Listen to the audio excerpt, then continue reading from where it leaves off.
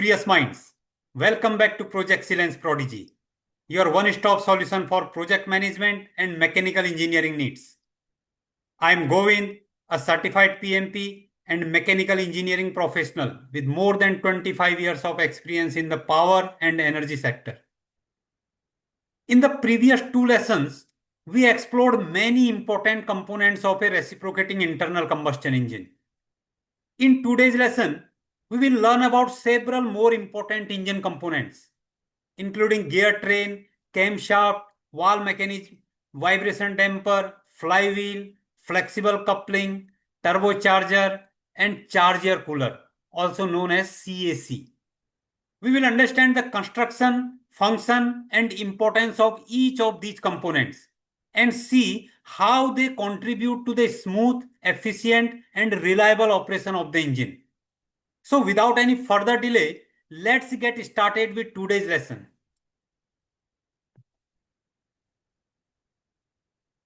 Gear train. Gear train is a group of precision machined gears normally installed at the flywheel end of the engine.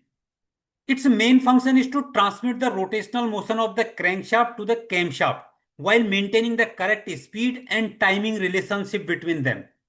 This is extremely important because the camshaft is the one which controls the opening and closing of the inlet exhaust valves and operates the fuel pump.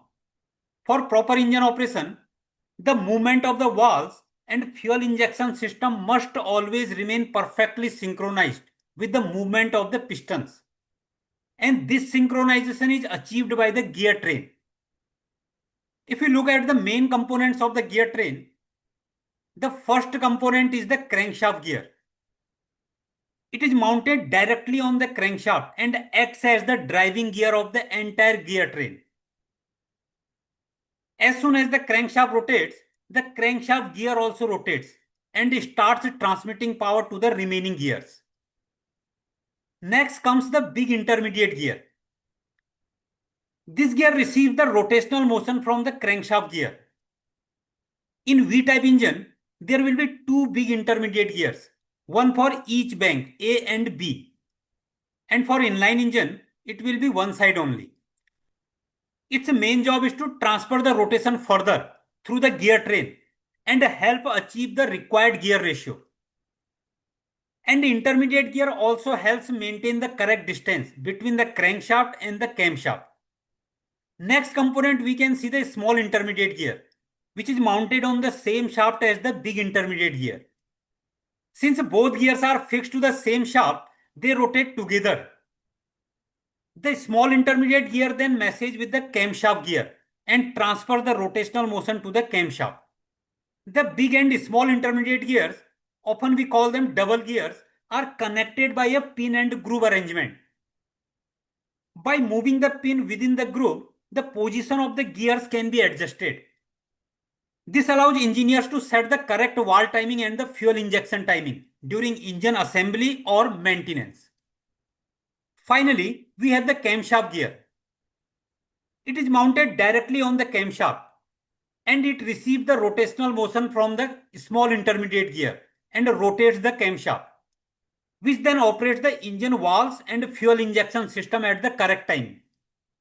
As we know, in a 4-stroke engine, the crankshaft completes 2 revolutions during one complete engine cycle. However, the camshaft needs to complete only 1 revolution during the same cycle because each valve opens only once. Therefore, the gear train is designed such way that the camshaft rotates at exactly half the speed of the crankshaft. For example, if the crankshaft is rotating at 600 rpm, the camshaft will rotate at 300 rpm. These gears operate continuously under heavy loads, so they are manufactured from high strength hardened alloy steel. And the gear teeth are precision machined and heat treated to provide high wear resistance and long service life. During engine operation, they are continuously lubricated by the engine lube oil system to reduce friction, minimize wear, and remove heat generated during operation. So in simple words, we can say that the gear train is the engine's mechanical timing system.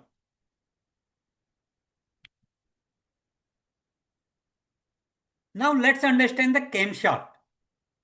The camshaft is one of the most important components of the engine timing system.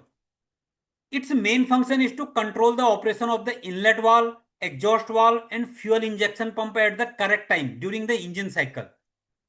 The camshaft is generally manufactured from cast iron or drop forged steel.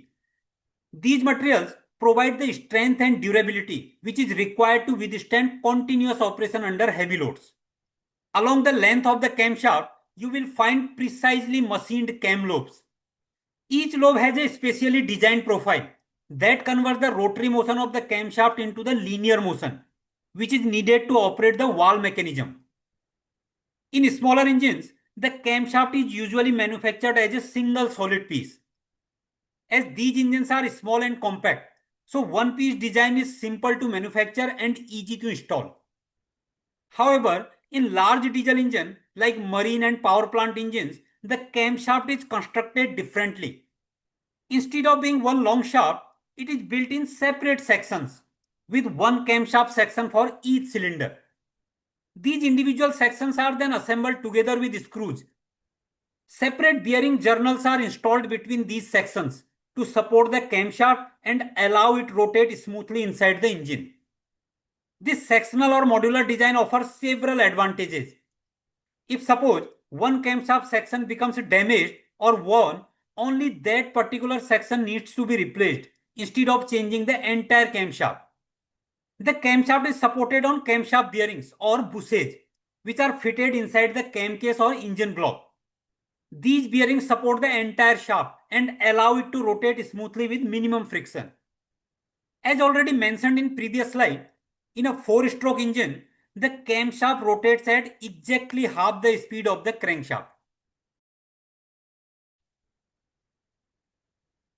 Next important system of the engine known as the valve mechanism, or we simply call it valve train.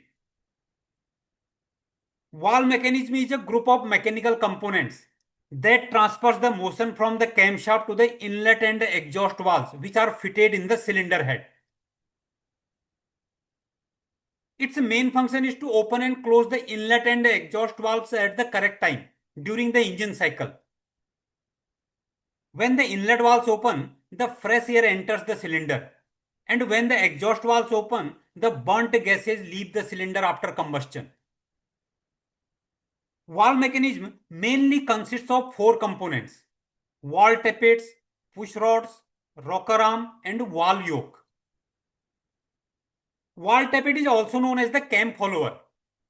The tappet is positioned directly above the cam lobe of the camshaft.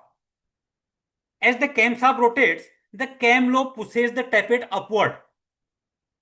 The tappet follows the exact profile of the cam lobe and transfers this upward movement to the push rod. The tappet remains in continuous contact with the rotating cam lobe. Its roller is manufactured from hardened wear-resistant material and is continuously lubricated by the engine lubrication system. Next component is push rod. It transfers the movement received from the tappet to the rocker arm. It is usually manufactured as a hollow steel tube, and this tubular construction makes it strong while keeping its weight low. The push rod has ball joints at both ends, and they allow slight movement and ensure that motion is transferred smoothly from the tappet to the rocker arm. The next component is the rocker arm. It works like a simple lever. It is mounted on a rocker shaft with one end connected to the push rod and the other end resting on the valve yoke. When the push rod moves upward, the rocker arm pivots around its shaft. As one end moves upward, the opposite end moves downward. This downward movement is then transferred to the valve yoke to open the valves. The rocker arm changes the direction of motion from upward to downward, which allow the valves to open correctly. Now let's look at the valve yoke. In many medium speed and large diesel engine, each cylinder has 2 inlet valves and 2 exhaust valves. So instead of using one rocker arm for each valve, a single rocker arm operates 2 valves through a valve yoke. Valve yoke is a bridge-shaped component which is placed across the tops of two valve stems. When the rocker arm presses down on the center of the yoke distributes the force equally to both valves. As a result, both valves open together and by the same amount. This ensures uniform airflow, balanced loading, and smooth engine operation.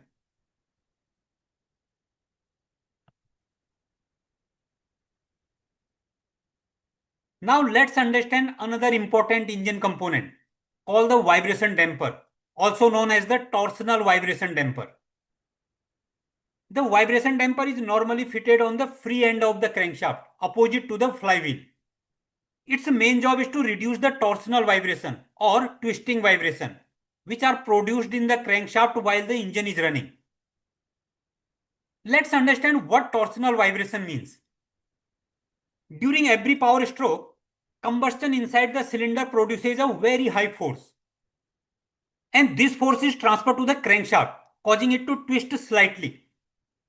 Since combustion takes place continuously in different cylinders, so what happens that the crankshaft keeps twisting and returning to its original position. And this repeated twisting movement is called torsional vibration. If these vibrations become too large, they can damage the crankshaft, gear train, bearings, and other engine components. To prevent this, a vibration damper is installed on crankshaft. In large diesel engines, two types of vibration dampers are commonly used: spring type vibration damper and viscous type vibration damper. Let's understand each one of them. First, spring type vibration damper. The damper mainly consists of an inner member, spring packs, spacers, clamping ring, side plates, and lubricating oil. Inner member is bolted directly to the crankshaft.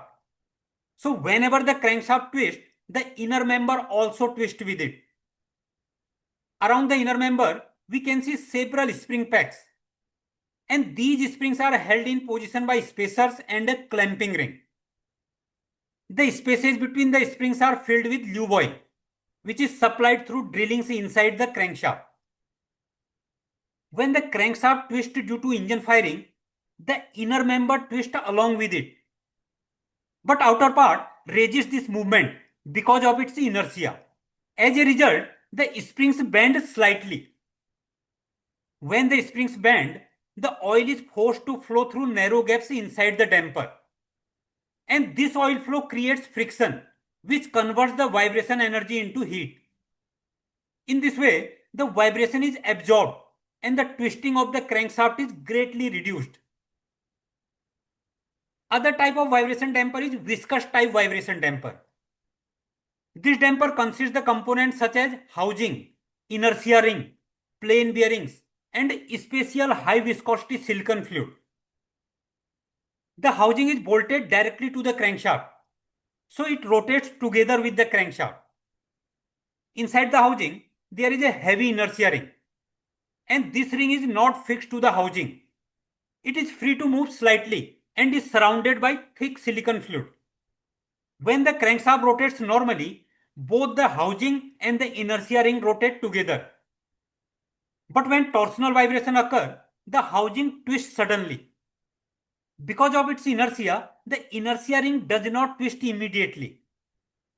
This creates a small movement between the housing and the inertia ring. And the thick silicon fluid between them resists this movement. As the fluid is sheared, it converts the vibration energy into heat. This reduces the torsional vibrations before they can damage the engine. So unlike the spring type damper, the viscous damper uses silicon fluid instead of springs to absorb the vibrations. During the scheduled maintenance, we check the condition of silicon fluid inside the viscous damper. Dampers are provided with drain plugs so that a small amount of silicon sample can be taken without removing the damper. And the viscosity of this silicon fluid sample is tested in the laboratory. If the viscosity is no longer within the recommended limits, the damper should be replaced or overhauled. So in simple words, We can say that the vibration damper acts like a shock absorber for the crankshaft. It absorbs the twisting vibrations which are produced during engine operation and protects the crankshaft, gear train, bearings and other engine components and ensure smooth, reliable and long-lasting engine performance.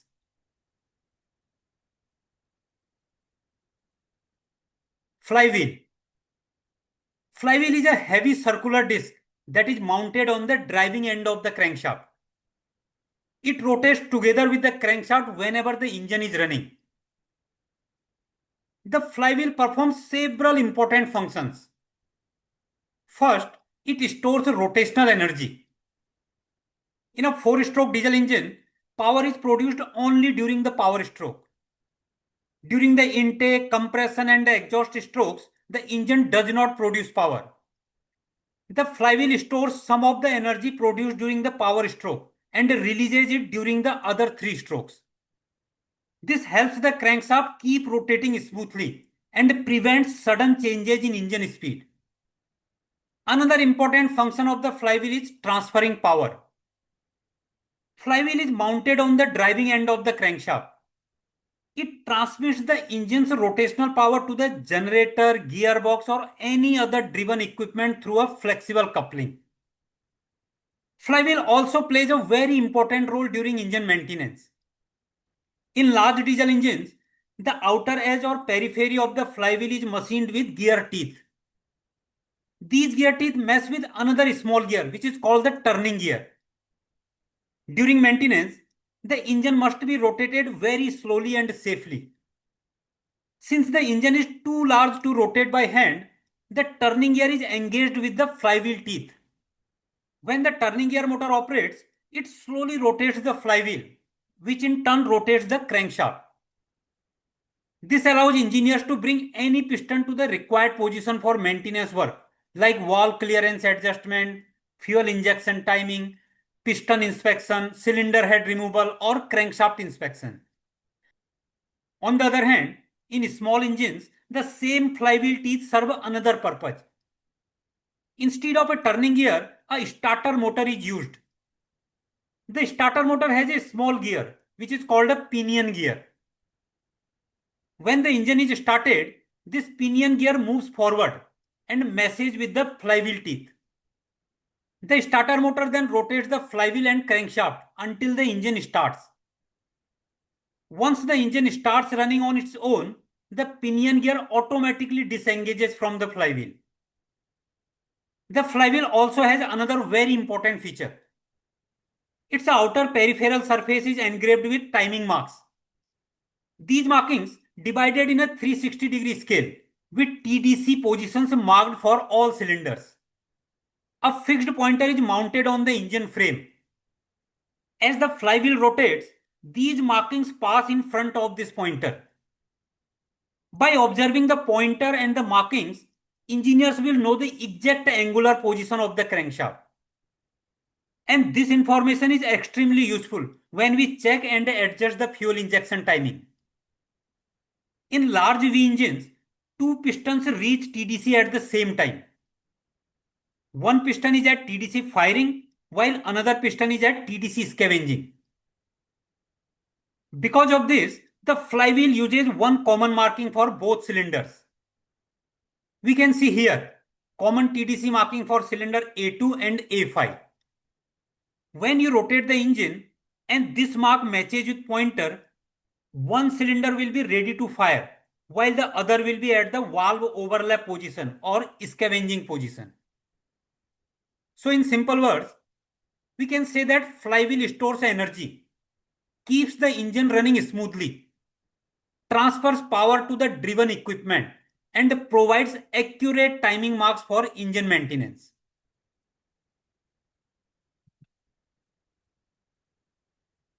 Now let's understand another important component of a large diesel engine, which is called the flexible coupling. Flexible coupling is installed between the engine and the driven equipment, such as an alternator, generator, or pump.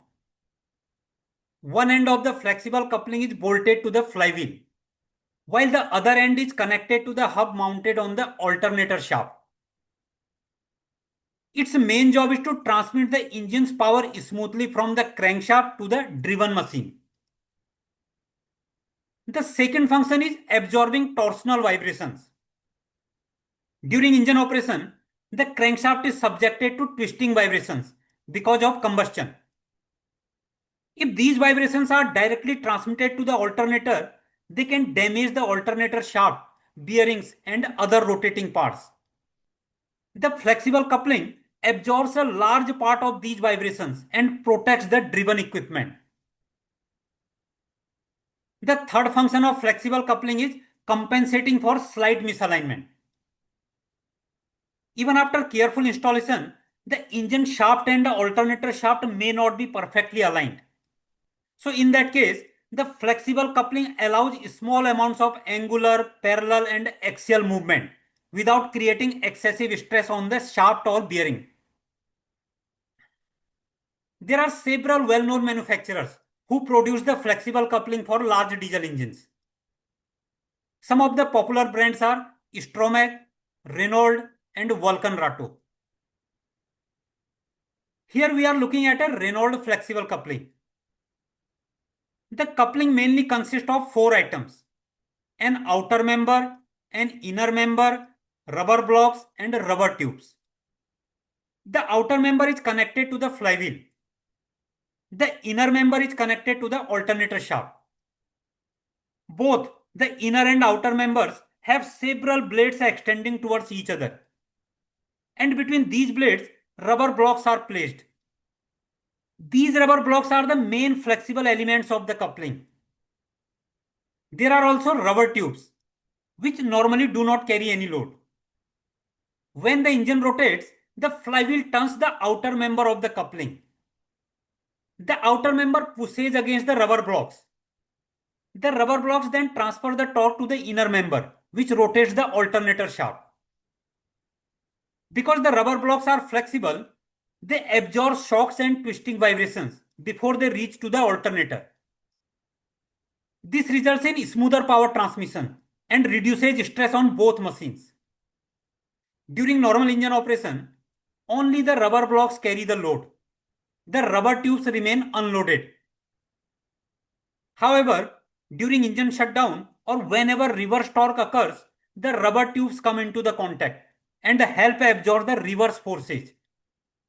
This prevents sudden impacts and protects the coupling from damage. This kind of coupling do not require any lubrication. Only periodic visual inspection are needed. And during inspection, engineers will check for cracked rubber blocks, worn rubber elements, loose bolts, damage to the coupling, excessive wear or deformation. If any rubber elements are damaged or worn out, they should be replaced.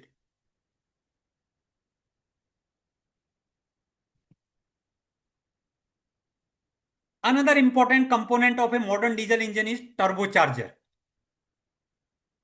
The main purpose of the turbocharger is to supply more air to the engine for combustion, which will increase engine power and improve fuel efficiency.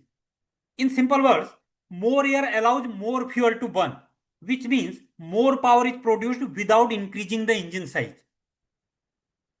Turbocharger is normally mounted on a strong cast bracket, which is fixed to the engine block. This bracket supports the weight of the turbocharger and withstand the high temperatures and vibrations produced during engine operation. Turbocharger mainly consists of 2 major sections. The first is the turbine and the second is the centrifugal air compressor. Both the turbine and the compressor are connected by a single rotor shaft.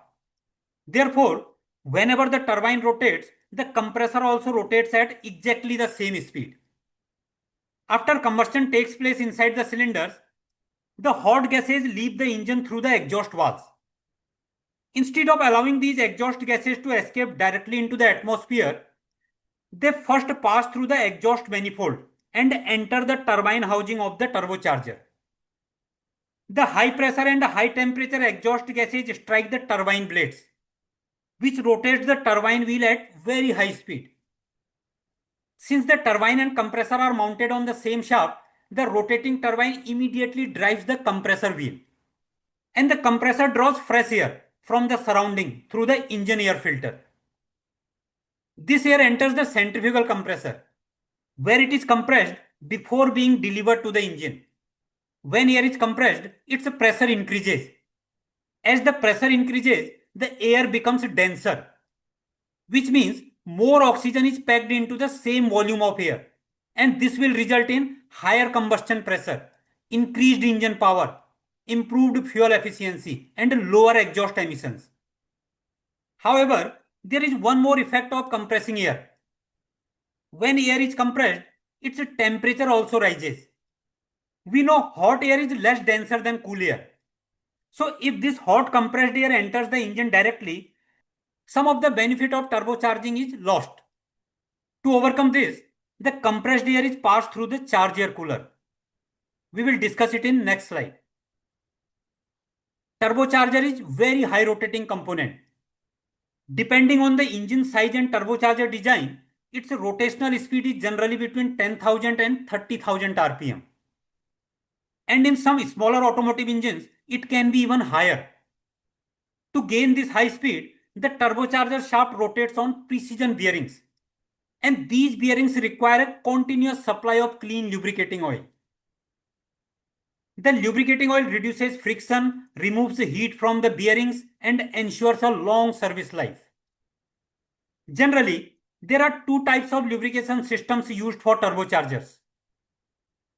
The first is the engine lubricating oil system.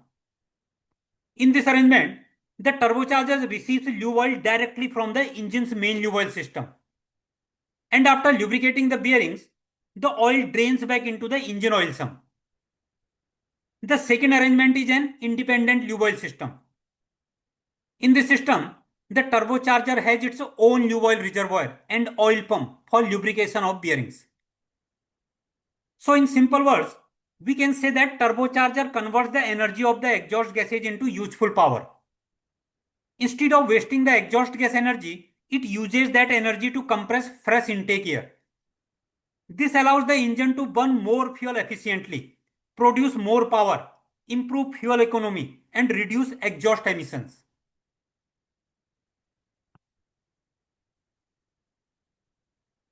Another very important component of a turbocharged diesel engine is charge air cooler, or simply the CAC. The charge air cooler is basically a heat exchanger. Its main function is to cool the hot compressed air, which is coming from the turbocharger. As we learned in last slide, the turbocharger compresses the intake air to increase its pressure. And we know whenever air is compressed, its temperature also rises.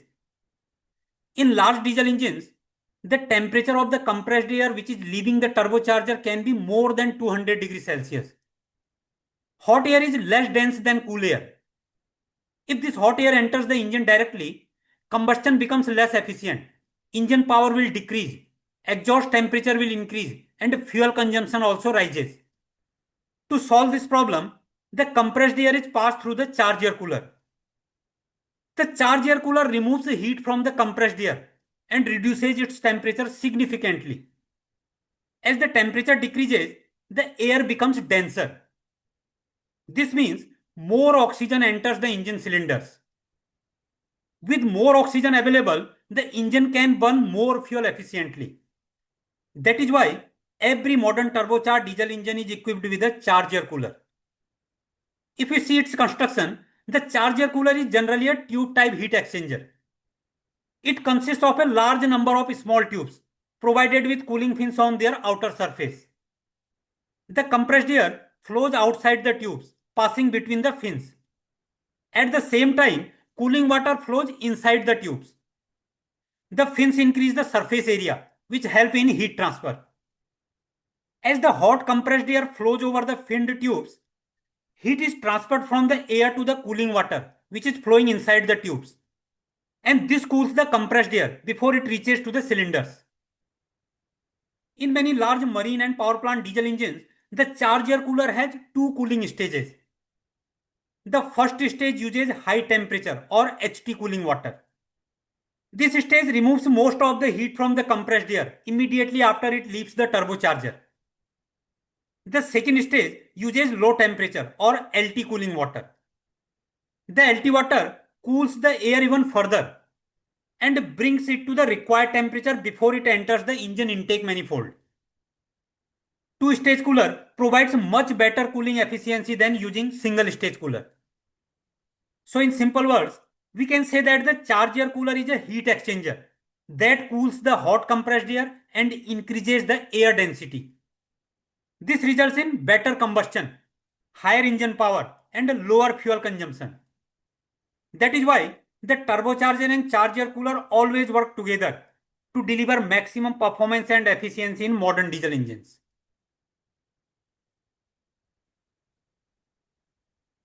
So that's the end of today's lesson. In our next lesson, we will continue this series and learn about a few more important components of an IC engine. If you found this lesson helpful, please like, share and subscribe to ProjexCellence ProDigy for more videos.